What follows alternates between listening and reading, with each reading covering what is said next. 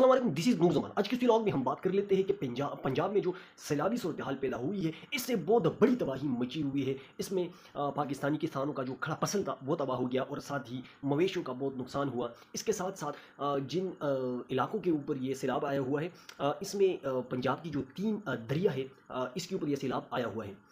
हमारी जानिब से हुकूमत की जानिब से ये कहा जाता है कि भारत ने और बिलखुसूसन एहसन इकबाल ने भी ये कहा कि भारत ने अभी जारहीत शुरू कर दी। यानी भारत ने जो डैम बनाए हैं वहाँ तमाम के तमाम पानी पंजाब के ऊपर छोड़ दिया है और इसी वजह से ये सैलाबी सूरत हाल पैदा हो गया है। ये बात बिल्कुल ठीक है, उन्होंने पानी छोड़ा भी है, लेकिन ये बात हमें समझने की ज़रूरत है कि 2 दिन पहले भारत ने बताया भी था कि वहाँ पर जो कि बहुत ज़्यादा बारिश हो रही है और क्लाउड ब्रस्ट वहाँ पर भी हो रहे हैं, तो वहाँ पर पानी ज़्यादा हो गया, तो इसी वजह से हमने इस पानी को छोड़ दिया और 2 दिन पहले हमने पाकिस्तान को ऑन भी किया था।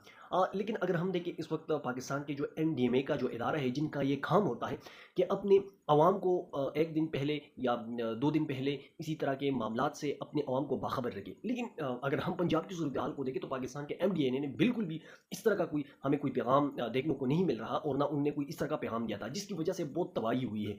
तो यहाँ पर जो है हम सब यही इल्ज़ाम लगाते हैं, बिल्कुल भारत ने पानी छोड़ा है, लेकिन हमें भी थोड़ा सा समझने की ज़रूरत है। अगर इन्हीं डैम यानी अगर इन्हीं दरियाओं के ऊपर हमने छोटे छोटे 50-40 डैम बना होते तो आज इसी तरह का सैलाबी सूरत हाल का सामना हमें करना पड़ता। ये बहुत बड़ा सवाल है। अगर हम इसके ऊपर सोचें तो अगर हमने 40-50 छोटे छोटे डैम इन दरियाओं के ऊपर बनाए होते तो मेरे ख्याल में इतना बड़ा सैलाबी नुकसान नहीं हो सकता। लेकिन बहरहाल हमने इसके लिए कोई काम नहीं किया, तो इस वजह से अब हम चूँकि भारत ने छोड़ा है और भारत के साथ हमारा टेंशन भी चल रहा है, तो सारा का सारा इल्ज़ाम इनके ऊपर लगाना मेरे ख़्याल में हम थोड़ा-सा ज़्यादती कर रहे हैं। क्योंकि सबसे पहले अपने अंदर के जो ख़ामियाँ हैं वो निकालनी चाहिए, फिर बाद में अगर आपके साथ कोई ज़्यादती करता है, फिर इसकी तरफ उँगली उठानी चाहिए। और अगर आपसे वो ज़्यादती करता है तो इसके मुकाबले में आप अपनी यानी बदला लेने के लिए, चूँकि आपके पास रियासत की पूरी ताकत मौजूद होती है, तो फिर वो इस्तेमाल करें, क्यों नहीं करते? बहरहाल लेकिन इसके साथ-साथ हम ये भी समझना चाहिए कि इस वक़्त जो पंजाब की हुकूमत है, मरीम नवाज़, वो इस हवाले से कितनी संजीदा है। उन्होंने क्या किया है? उन्होंने मरीम नवाज़ ने ये काम किया है कि मुहर्रम उल हराम के महीने यानी मुहर्रम उल हराम का महीना जो गुज़रा है, इस हवाले से उन्होंने एक मीटिंग की हुई थी जो तकरीबन 4 घंटे की मुश्तमिल थी। अभी उन्होंने अपनी ऑफ़िशियल ट्विटर के ऊपर उन्होंने वो पोस्ट शेयर कर दी कि मरीम नवाज़ ने 4 घंटों से सैलाबी सूरत हाल का सामना किया। लेकिन जब सारिफीन ने इसको देखा तो सोशल मीडिया के ऊपर इनका बहुत दुर्गत बना और इनकी इस गलती को पकड़ा। तो अब आप इन लोगों की बेहिसी का अंदाज़ा भी इससे लगा सकते हैं कि इस वक्त ये लोग कर क्या रहे हैं। इसके साथ साथ अगर हम पाकिस्तान की पॉलिटिक्स के ऊपर बात करें तो इमरान खान ने ही जो कल जो पैगाम भेजा था, तो इससे पाकिस्तान के एस्टेब्लिशमेंट के लिए बहुत एक दमकखेज़ साबित हुआ और इसका रिएक्शन बहुत जल्द आया। क्योंकि कल इमरान खान की जो तोशाखाना 2 ज़मानत के केसों के हवाले से इस्लामाबाद हाई कोर्ट में जो अपील लगी हुई थी, इनको आज मनसूख कर दिया गया। और नतीजन यही हो सकता है कि इमरान खान की इस सख्त गुफ्तगू और बिलखुसूसन उन्हें पाकिस्तान की फील्ड मार्शल जनाब असीम मुनीर को बिल्कुल बराह रास्त इनको मुखातिब करके इसके खिलाफ बात की, तो इसका रिएक्शन तो आना ही था। लेकिन साथ ही इमरान खान की जो 2 बातें थी, इसके ऊपर पाकिस्तान तहरीक इंसाफ की जो डायरेक्शन थी वो बिल्कुल वाज़ेह हो गई। एक तो पाकिस्तान तहरीक इंसाफ ने ये फैसला कर लिया है कि पाकिस्तान तहरीक इंसाफ जो पंजाब में ज़िमनी इलेक्शन हो रहे हैं, जो एक बोगस केसों के ज़रिए इनको डिस्क्वालीफाई किया गया है, इसके ऊपर हम वो लोग कहते हैं कि हम ज़िमनी इंतखाबात में हिस्सा नहीं लेंगे। इससे पहले पीटीआई की कोर कमेटी की अक्सरियत ने ये फैसला किया था कि हम इसमें हिस्सा लेंगे और मैदान को खाली नहीं छोड़ेंगे। लेकिन जब इमरान खान ने दूसरी मरतबा ये कहा कि हम हिस्सा नहीं लेंगे और इसके ऊपर तमाम लोग अपनी सिफारिशात पेश कर दें, तो इसके बाद आज की इस कमेटी ने ये फैसला कर लिया है कि हम ज़िमनी इंतखाब में हिस्सा नहीं लेंगे।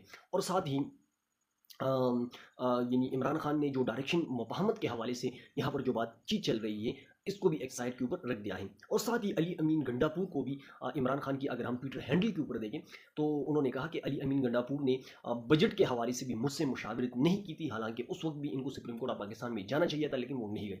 अब भी उन्होंने इमरान खान ने अली अमीन गंडापुर को यह डायरेक्शन दी कि आप सुप्रीम कोर्ट ऑफ पाकिस्तान में जाए और वहाँ से कोशिश करें और आप मुझसे मिले और खैबर पख्तूनख्वा की जो अमन व अमान की सूरत हाल है, इसके ऊपर मुझे रिपोर्ट पेश करें।